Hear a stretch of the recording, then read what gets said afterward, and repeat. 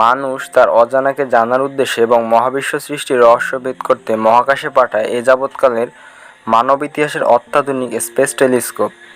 James Webb infrared light capture করতে পারে, অর্থাৎ আলো যখন কোটি কোটি আলোকবর্ষ ভ্রমণ করে তখন আলো ইনফ্রারেডে রূপান্তরিত হয়। নাসা গত 22শে জুলাই জেমস ওয়েবের এই ছবিগুলো প্রথম প্রকাশ করে।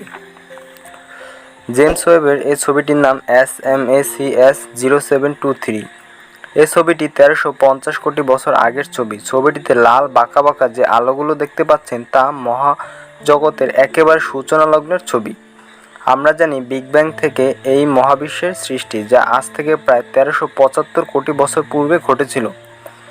অর্থাৎ এই ছবিটি প্রায় বিগ ব্যাংয়ের কাছাকাছি সময়ের ছবি। তাহলে প্রশ্ন হচ্ছে, আমরা কিভাবে অতীতের ছবি দেখতে পাই?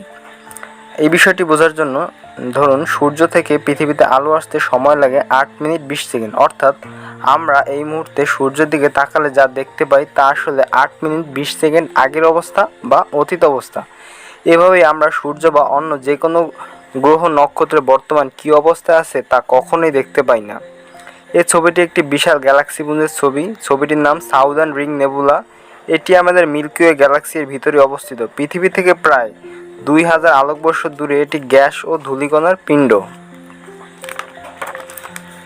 এই ছবিটির নাম স্টেফানস কুইন্টেট। পৃথিবী থেকে প্রায় 30 কোটি আলোকবর্ষ দূরে অবস্থিত। এটি হলো 5টি গ্যালাক্সির সমন্বয়ে গঠিত একটি গ্যালাক্সি ক্লাস্টার বা গ্যালাক্সিপুঞ্জ। এই ছবিটি তুলতে জেমস ওয়েবের লেগেছে প্রায় 12 ঘন্টা, যা হাবল টেলিস্কোপে লেগেছিল কয়েক সপ্তাহ। এই ছবিটি ক্যারিনা নেবুলা। 7600 আলোকবর্ষ দূরে মহাকাশের অন্যতম বৃহৎ ও উজ্জ্বল নীহারিকা এটি। নীহারিকা যেখান থেকে নক্ষত্রের জন্ম হয়। নীহারিকা মূলত বিশাল গ্যাস ও ধূলিকণার স্তূপ।